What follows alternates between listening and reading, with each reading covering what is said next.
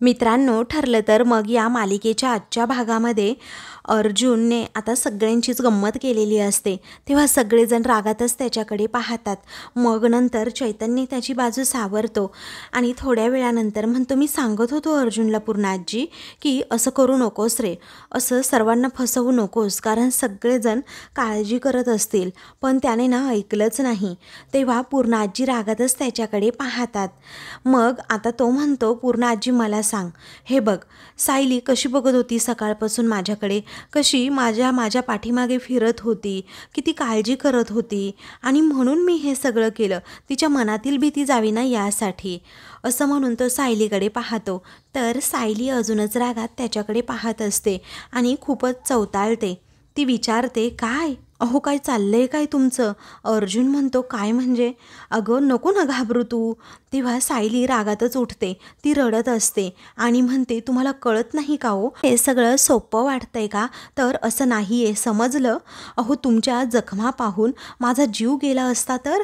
आणि तुम्हाला घरात मी राहायला सांगितलं होतं ना, यात पूर्ण आजी आई आणि बाबांचा काय दोष होता? आणि उगीच त्यांना काय या गोष्टीची शिक्षा? पण नाही, दोष माझा होता ना हे आज मला कळलंय, कारण मला तुमची काळजी वाटली हा माझा मूर्खपणा होता आणि हे आज नेमकं तुम्ही दाखवूनच दिलं. तेव्हा अर्जुन म्हणतो, नाही ग असं नाहीये. पण सायली आता रागातच तेथून निघून जाते. तेव्हा अर्जुन म्हणतो, तसं नाहीये ग सायली, ऐक ना माझं, एकदा तरी ऐक. पण सायलीला आता खूपच राग आलेला असतो. तर अर्जुन खूपच काळजीत पडतो की उगीच मी माझ्या सायलीला त्रास दिला. तर इकडे प्रतिमाला डॉक्टर श्रद्धा ह्या भेटायला आलेल्या असतात. तेव्हा बरं वाटतंय ना तुम्हाला प्रतिमा वहिनी, असं त्या विचारतात. तेव्हा प्रतिमा म्हणते, हो चांगल्यापैकी बरं वाटतंय. तेव्हा त्या पुन्हा विचारतात, लक्षात राहतंय ना तुमच्या? प्रतिमा म्हणते, हो राहते, माझ्या चांगलंच लक्षात राहते. असं म्हणून ती पुन्हा रविराजकडे पाहते आणि तिला जरा एका क्षणी धक्काच बसतो. प्रतिमा सांगते, तुम्हाला एक बोलू का? अहो होतं काय ना, कधी कधी मी एखादी गोष्ट करते आणि माझ्या मग नंतर लक्षातच राहत नाही. त्यावरती आता रविराज म्हणतो, पण श्रद्धा, अगं प्रतिमामध्ये बरीच प्रगतीसुद्धा झाली आहे बरं का, कारण बऱ्याच जुन्या गोष्टीसुद्धा तिला आठवायला लागल्या आहेत. मग त्यावेळी आता सुमन हसते आणि म्हणते, हो त्या दिवशी नाही का प्रतिमा वहिनी तुम्हाला आठवलं, अर्जुनला सायलीच्या फुलांची ॲलर्जी आहे? तेव्हा प्रतिमा हसतच हो म्हणते. त्यावेळी डॉक्टर श्रद्धा म्हणतात, ही इम्प्रूव्हमेंट चांगली आहे, परंतु एव्हाना विसरणं थांबायला हवं होतं, म्हणजे त्या काही विसरतील असं व्हायलाच नको होतं. आता मला सांगा प्रतिमा वहिनी, तुम्ही गोळ्या वेळेवर घेताय ना, असं ती विचारते. तेव्हा प्रतिमा म्हणते, हो मी अगदी व्यवस्थित गोळ्या घेते आणि मीही नको म्हटलं तरी सुमन मला गोळ्या द्यायची राहणार आहे का? अहो ही खूप काळजी घेते माझी. त्यानंतर डॉक्टर श्रद्धा विचारतात, सुमनताई मी 250 mgच्या गोळ्या दिल्या होत्या, त्याच घेताय ना तुम्ही? तेव्हा सुमन आता हो लगेच म्हणते. पण मात्र नागराजला आता भीती वाटू लागते, कारण त्याला माहीत असतं त्या गोळ्या मी चेंज केल्या आहेत. मग पुढे आता डॉक्टर श्रद्धा विचारतात, तुम्ही डोस कमी वगैरे नाही देत ना? आता मला जरा गोळ्या बघू बरं. त्यावेळी सुमन म्हणते, हो दाखवते हा. त्यानंतर तो ड्रॉवर आता उघडणार असतो, पण मनातच विचार करतो, ज्याची भीती होती तेच झालं. आता या डॉक्टरने जर गोळ्या बघितल्या तर खूप मोठा प्रॉब्लेम होणार. मला ज्याची भीती होती ना तेच होतंय की काय आता, मनात पुन्हा पुन्हा म्हणत असतो. तेव्हा नागराज आता गोळ्या हातात घेतो, परंतु आता त्याला कशा द्याव्या हेच कळत नाही. प्रताप अर्जुनला म्हणतो, अर्जुन हे बघ, मी नेहमी तुझी बाजू घेत असतो, परंतु तुझी ही मस्करी अजिबात खपून घेणार नाही हा मी. त्यावेळी अर्जुन म्हणतो, पण डॅड. पूर्ण आजीसुद्धा म्हणतात, हो तुला नसती मस्करी कशी सुचते रे अर्जुन? तेव्हा अर्जुन म्हणतो, अगं आजी मी फक्त आपला, असं म्हणून तो बाजू सावरत असतो. त्याचवेळी आता कल्पनासुद्धा खूपच चिडते आणि म्हणते, अर्जुन गप्प बस हा. अरे एकतर माझा जीव किती टांगणीला लागला होता, पण त्याचं ना तुला खरंच काही वाटत नाहीये. त्यानंतर विमल म्हणते, दादा सायलीताई ना वर खूप रडत असणार आहे, तुम्ही जा तिकडे. तेव्हा अर्जुन हो असं म्हणतो. त्याचवेळी तो तेथे थांबलेला असतो. आता प्रताप म्हणतो, अरे असं आमच्या तोंडाकडे काय बघतोस अर्जुन तू? अरे जा आता वर आणि समजाव तिला. आणि तुला सांगू चैतन्य, तू याला ना थांबवायला हवं होतंस. आता तू सुद्धा चुकला आहे, समजलं? आता वर जा अन सायलीची माफी माग. तेव्हा अर्जुन आणि चैतन्याचा आता चेहराच पडतो. तेव्हा अर्जुन आता म्हणतो, dad I am really very sorry, पण घरी आल्यानंतर पटकन खरं काय ते मी सांगणारच होतो सर्वांना, मला वेळच मिळाला नाही हे सगळं सांगायला, आणि मला खरंच असं वाटलंच नव्हतं की इतकं सगळं काही अगदी होऊन बसेल. तेव्हा चैतन्य सुद्धा म्हणतो, सॉरी काका, सर्वांनाच सॉरी. तेव्हा प्रताप म्हणतो, अरे बाळांनो इथे नको, आता तुम्ही दोघेही ना तिकडे जा सायलीकडे. तेव्हा ते दोघेही हो असं म्हणतात आणि सायलीकडे जायला निघतात. तेव्हा कल्पना, पूर्ण आजी आणि प्रतापला या सगळ्या गोष्टींचा खूप त्रास होत असतो. तर इकडे अर्जुन आता रूमजवळ जातो आणि दार उघडण्याचा प्रयत्न करतो, पण त्याला आता समजतं दार तर आतून सायलीने बंद करून घेतलंय. म्हणून तो दार ठोठवतो आणि म्हणतो, बायको दार उघड ना. अगं मी माफी मागायला आलोय तुझी, उघड ना प्लीज, दार उघड. तेव्हा सायली रागातच त्यांच्याकडे बाहेर पाहत असते. तर चैतन्य म्हणतो, वहिनी मी पण तुझी माफी मागायला आलोय आणि खरं सांगू तुला, अर्जुनपेक्षा मी कमी चुकलोय, माझ्यासाठी तरी माफी माग ना. तर सायली अजूनच आश्चर्याने बाहेर पाहते. तेव्हा अर्जुन बायको दार उघड, बायको दार उघड असं म्हणून सारखं सारखं दार ठोठावत असतो. तर चैतन्य सुद्धा, वहिनी प्लीज माझ्यासाठी तरी उघडा असं म्हणत असतो. तेव्हा मात्र सायली आता नाईलाजाने लगेचच दार उघडते. त्यावेळी आता अर्जुन, चैतन्य दोघेही आतमध्ये येतात. सायली आता रागात असते, ते बेडवर बसलेली असते. ते दोघेही आता कान पकडून माफी मागत असतात. त्यानंतर आता अर्जुन पुन्हा वेड्यासारखा बोलतो, अगं मी खरंच फक्त 10 मिनिट मस्करी करणार होतो. तेव्हा आता सायली रागातच त्याच्याकडे पाहते आणि म्हणते, जर त्या पहिल्या 10 सेकंदातच माझा जीव गेला असताना मग तुम्हाला समजलं असतं. तर दुसरीकडे आता श्रद्धा विचारते, रविराज मी वहिनींना काही पथ्य पाण्याचं सांगितलं होतं, तेवढं पथ्य पाणी व्यवस्थित पाळताय ना. तेव्हा आता लगेचच रविराज सांगतो, हो अगं श्रद्धा, सुमन असताना काही काळजी करण्याची गरजच नाही आहे. त्यावेळी आता श्रद्धा ठीक आहे असं म्हणते. नागराज आता त्या गोळ्या लपवून ठेवत असतो आणि मग नंतर सर्वांचा डोळा चुकवून, म्हणजे हे तिघेही बोलण्यामध्ये व्यस्त असतात, ते पाहून आता नागराज आपल्या खिशामध्ये ती गोळ्यांची डबी लगेचच लपवतो. लपवल्यामुळे त्याला आता जरा बरं वाटतं आणि तो मोकळा श्वास घेतो. तेव्हा तो सुमनला विचारतो, ए सुमन, अगं इथे गोळ्या होत्या कुठे गेल्या. सगळेजण धक्क्याने नागराजकडे पाहतात. तेव्हा सुमन सांगते, अहो तिथे तर होत्या त्या गोळ्या. मग आता नागराज मुद्दाम म्हणून म्हणतो, अगं नाही येत सुमन, इथे गोळ्या कुठे ठेवल्या आहेत, तू बघ बरं जरा तू स्वतः. तेव्हा ती म्हणते, अहो थांबा मी आले, बाजूला हो मी शोधते. मग तो आता मुद्दामच म्हणतो, हो बघ बरं नीट बघ जरा. अगं दुसऱ्या ड्रॉवरमध्ये ठेवली का तू वेंधाळ्यासारखी. तेव्हा ती म्हणते, नाही हो मग मी इथेच ठेवते नेहमी गोळ्या. त्यावरती रविराज सुद्धा सांगतो, अगं सुमन तिथेच बघ, नीट बघ, असेल तिथे कुठेतरी. त्यावेळी सुमन सांगते, अहो नाही भाऊजी, मी इथेच ठेवल्या होत्या गोळ्या, पण इथे खरंच नाहीये. मग आता त्या गोळ्यात सापडत नसतात, त्यामुळे सर्वांनाच टेन्शन येतं. तेव्हा डॉक्टर श्रद्धा म्हणते, वहिनी तुम्ही तर म्हणाल्या होतात ना की गोळ्या अगदी व्यवस्थित दिल्या जात आहेत म्हणून, आणि आता या तर म्हणतायत गोळ्या सापडत नाहीये. तेव्हा सर्वांनाच आता खूप टेन्शन येतं. सगळेजण सुमनकडे आता पाहू लागतात. तर नागराज आता नेहमीच रामानिराळा राहतो. तर रविराज आता सुमनला विचारतो, बोल ना अगं सुमन, कुठे आहेत त्या गोळ्या. इकडे आता सायली रुसून बसलेली असते. त्याचवेळी अर्जुन म्हणतो की सायली प्लीज नको ना गं अशी शांत बसू, शांत असेल ना तर मला नाही चैन पडत. तेव्हा सायली अजूनच रागात त्याच्याकडे पाहते. त्याचवेळी आता अर्जुन म्हणतो, बायको प्लीज आपण लॉंग ड्राईव्हला जाऊयात का. त्यावेळी सायली आता काहीच बोलत नसते. मग अर्जुन चैतन्याला खुणावतो की काय करू रे, म्हणजे हिचा राग जाईल. तेव्हा चैतन्य असं त्याला इशारा करतो, कान पकडून उठा बशा घाल. मग आता अर्जुन म्हणतो, ठीक आहे, कान पकडून उठा बशा घालतो. आणि मग नंतर तो म्हणतो, जोपर्यंत तू मला माफ करत नाहीस ना सायली, तोपर्यंत मी उठा बशा काढतच राहणार. आता माझे पाय दुखले ना तरीही चालेल, माझी कंबर गेली ना तरीही चालेल, काढतो हा सायली, उठा बशा काढतो आता, असं म्हणून तो कान पकडून तसाच उभा राहतो, जेणेकरून सायलीला दया येईल आणि ती नका उठा बशा काढू असं म्हणेल. परंतु सायली काहीच बोलत नसते, ती रागातच त्याच्याकडे पाहते. त्यामुळे अर्जुनला वाटतं की आता उठाबशा काढाव्याच लागतील. तेव्हा तो आपला गुपचूपच असा उठाबशा काढू लागतो. तेव्हा अर्जुन आता लगेचच 9-10 उठाबशा काढतो. तेव्हा चैतन्य आता त्या उठाबशा मोजत असतो. तेव्हा अर्जुनला आता पायांना त्रास होऊ लागतो, पायात गोळे येऊ लागतात. तेव्हा चैतन्य म्हणतो, अरे काढ उठाबशा, फक्त 9च झाले आहेत. तर सायली अर्जुनकडे मात्र दुर्लक्ष करत असते. तेव्हा चैतन्य आता सारखाच फोर्स करतो, अरे काढ काढ. अर्जुन म्हणतो, अरे तू माझा मित्र आहेस की या सायलीचा भाऊ आहेस, बोल ना. मग आता चैतन्य म्हणतो, मी कुणा एकाची साईड कधीही घेत नाही. दुसरीकडे आता त्या गोळ्या सापडत नसल्यामुळे सर्वांना भलतं टेन्शन येतं.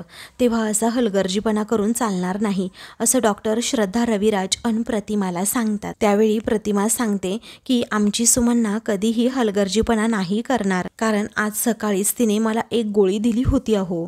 त्यानंतर सगळेजण आता धक्क्यानेच एकमेकांकडे पाहतात. तेव्हा नागराज लगेचच सुमनकडे पाहतो आणि विचारतो, सुमन तू सकाळी गोळी दिली होती का वहिनीला?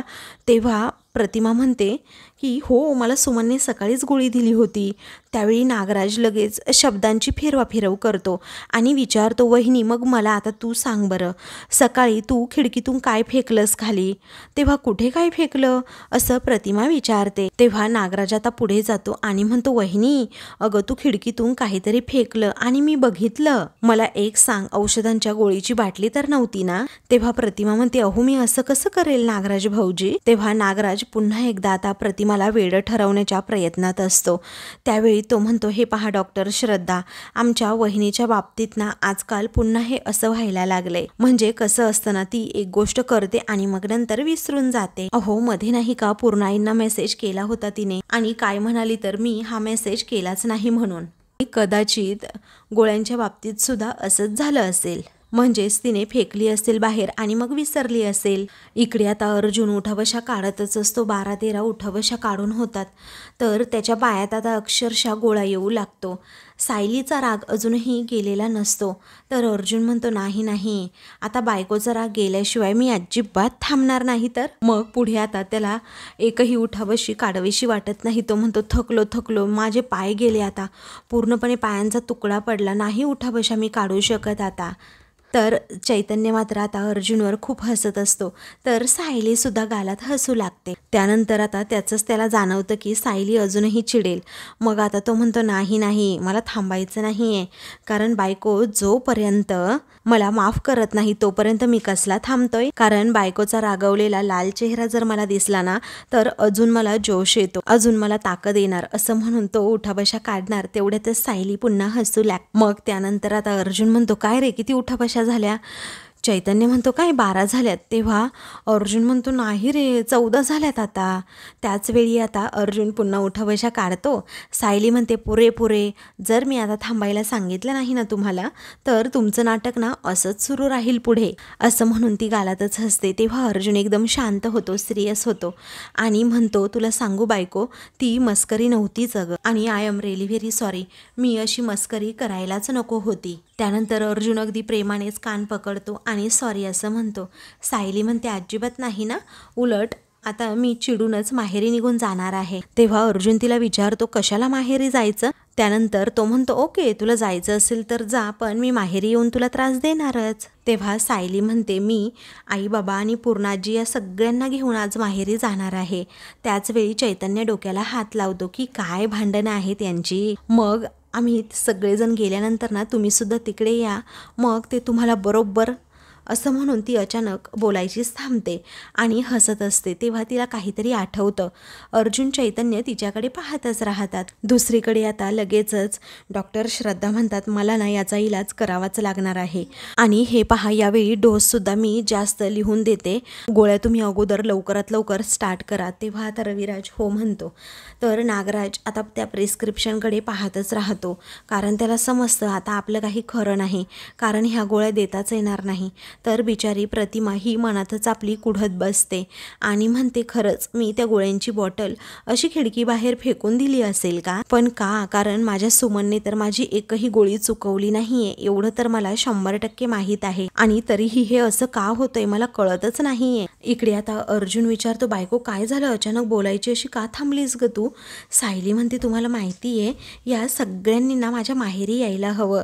अर्जुन म्हणतो, कशाला उगीच, हे सगळं ना आपण कॅन्सल करूयात. मग आता सायली म्हणते, हो ऐका ना, अहो मी असं म्हणतीये की माझ्या सासरच्यांनी खरंच माझ्या माहेरी यायला बघा बरं. आपलं लग्न झाल्यापासून आश्रम हे बंदच होतं, परंतु आता आश्रमसुद्धा उघडलं गेलं आहे.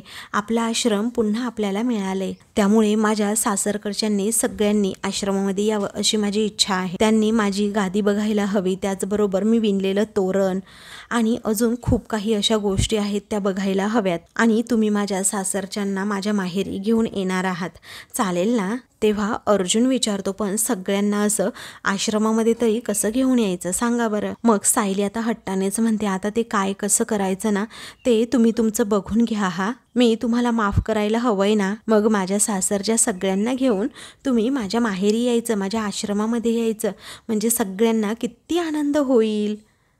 त्यानंतर आता ते तिघेही ठरवतात काहीही झालं तरी आता आश्रमात जायचं. आणि सायलीने माफ करायला हवं असेल तर घरच्यांना आता मनवावंच लागेल, पण बायकोच्या रागापेक्षा घरच्यांचा राग आता कमीच आहे आणि त्यांना बरोबर मला पटवता येईल असं अर्जुनसुद्धा म्हणतो. त्यानंतर आता सगळेजण पुन्हा एकदा हॉलमध्ये येतात. तेव्हा सायलीचा राग गेला की नाही असं घरातील सर्वजण अगोदर पाहत असतात. मग आता राग गेला की नाही असं प्रताप तेथे आल्यानंतर तिला विचारतो. तेव्हा अर्जुन म्हणतो, हो राग तर गेला आहे. मग सायली म्हणते, पण मी यांना ना एक अट घातली आहे. तेव्हा कसली अट आता असं पूर्णाजी विचारतात. अर्जुन म्हणतो, आता मी सांगतो, पण त्या अगोदरनं मी पुन्हा एकदा सगळ्यांची माफी मागतोय, ते सुद्धा अगदी मनापासनं. तेव्हा लगेचच पूर्णाजी रागात म्हणतात, परत हे असं करायचं नाही अर्जुन.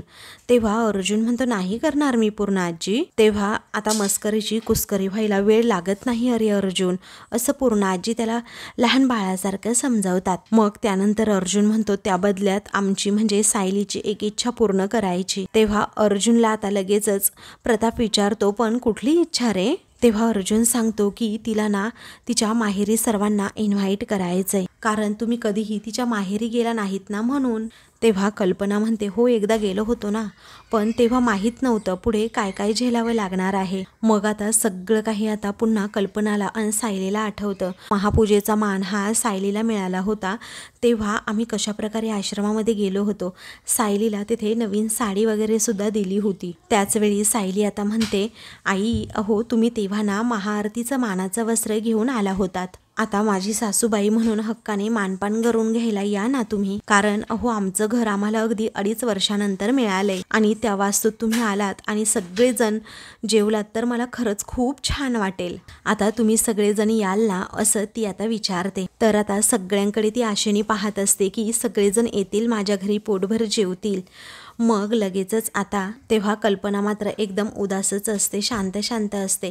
तर प्रताप लगेचच सांगतो, अगं कल्पना काय झालं तुला, आपण सायलीच्या घरी जायचं ना, आणि तुला सांगू सायली, तुझ्या हातचा जेवणावरचा ताव मारायला आम्ही येणारच. मग आता चैतन्यसुद्धा म्हणतो, आता मी सुद्धा येणार आहे, तुम्ही आमंत्रण नाही दिलं तरी. असंही केससाठी तिथे जाऊन जाऊन एवढं वैताग आलाय ना, आता यावेळी मी जावयाचा मित्र म्हणून मिरवणार म्हणजे मिरवणारच. अरे वा. पण त्यानंतर त्याच्या लक्षात येतं की वहिनी अहो उद्या नाही जमणार, उद्या एका साखरपुड्यासाठी पुण्याला जायचंय. तेव्हा सायली म्हणते, ठीक आहे तुमचंच घर आहे, तुमच्या सोयीने कधीही येऊ शकता तुम्ही. त्यानंतर अर्जुन विचारतो, पूर्णा आजी मम्मा तुम्ही याल ना नक्की? तेव्हा आता पूर्णाजी हो म्हणतात खरं, परंतु कल्पना म्हणते अजिबात नाही येणार. आता तिचं हे बोलणं ऐकून सर्वांनाच खूप मोठा धक्का बसतो, कारण त्या आश्रमाशी माझा काही संबंध नाही आहे ना तिथल्या माणसांशी, असं तुटकपणे जेव्हा कल्पना म्हणते तेव्हा मात्र सायलीला खूपच वाईट वाटतं. घरातील सगळेजण तिच्याकडे पाहू लागतात. तेव्हा प्रताप म्हणतो, कल्पना ऐक ना अगं. तरीही कल्पना अजिबात ऐकायला तयारच होत नाही. ती आता रागाच्या भरात लगेचच तेथून निघून जाते, कारण तिच्या मनात असणारा सायलीबद्दलचा राग काही अजून गेलेला नसतो हे सगळ्यांना आता समजतं. त्यामुळे सगळेजण अगदी उदास होतात, शांत शांत राहतात. त्यानंतर सायली उदास होत विचारते, पूर्णाजी अहो तुम्ही तरी याल ना? तेव्हा पूर्णाजी म्हणतात, मी अगं पण माझे गुडघे फार दुखतात ग. आता या आठवड्यात मी मंदिरात सुद्धा गेले नाही, त्यामुळे मला येता येईल असं तर वाटतच नाही, असं म्हणून पूर्णाजी सुद्धा नकार देत असतात. तेव्हा सायलीला अजूनच वाईट वाटतं आणि अर्जुनला सुद्धा, चैतन्याला सुद्धा आणि प्रतापला सुद्धा, कारण आता कल्पना आणि पूर्णाजी या दोघीही येणार नाही म्हटल्यानंतर सायलीची इच्छा अपूर्णच राहणार असं अर्जुनला वाटतं. त्यानंतर आता सायली ही अर्जुनकडे पाहत राहते, तर पूर्णाजी उठूनच आता तिथून जातात, कारण त्यांनासुद्धा आता कल्पनापुढे काही बोलता येत नसतं. तर आता सायली अर्जुनकडे पाहतच राहते, तर अर्जुन देखील उदास होत तिच्याकडे पाहतो. तर आता मित्रांनो, पुढील भागामध्ये सर्वजण आता नाश्ता करत बसलेले असतात. सायली अर्जुन तिकडे गेलेले असतात आश्रमामध्ये. तेव्हा प्रताप म्हणतो की सायलीने एवढ्या आपुलकीने आपल्याला तिकडे बोलवले म्हटल्यानंतर जायला हवं. तेव्हा पूर्णाजी काहीच बोलत नसतात. त्यावेळी कल्पना विचारते, पूर्णाई, तिकडे जाण्याचा विचार तुमच्या मनात तर नाही आहे ना? तेव्हा पूर्णाजी काहीच बोलत नाही. तर दुसरीकडे रविराज एकदम इमोशनल झालेला असतो आणि म्हणतो, प्रतिमा, मला तन्वीचा लहानपणीचा निरागस चेहरा अजूनही आठवतोय, कारण मधुभाऊंनी त्या वयात तिला आसरा दिलाय. तेव्हा प्रतिमा विचारते, आज आपण आश्रमात जाऊयात की नको? तर दुसरीकडे सायली आणि अर्जुन दोघेही आश्रमामध्ये येतात. तेव्हा मधुभाऊ आता कुसुमला मोठ्याने आवाज देतात, अगं कुसुम, ऐकलं का, पाहिलं का, आपले जावई बापू आणि सायली आली आहे, असं म्हणून ते अगदी धावतच बाहेर येतात. तर आता मुलंसुद्धा तेथे आलेली असतात. सायलीला लगेचच मिठीत घेतात. तेव्हा सायली विचारते, मधुभाऊ, अजून वात्सल्य आश्रम असा बोर्ड नाही लावला का इथे? तेव्हा कुसुम आता सायलीला म्हणते, हो लावूयात आपण. त्यानंतर अर्जुन स्टूलवर चढतो आणि वात्सल्य आश्रम असा बोर्ड लावतो. तेव्हा सायली खुश होते आणि अर्जुनकडे पाहते. ती म्हणते, हा फक्त बोर्ड नाही, आपल्या विजयाची निशाणी आहे. अशाच मालिकेंचे पुढील भाग पाहण्यासाठी चॅनलला सबस्क्राईब करा.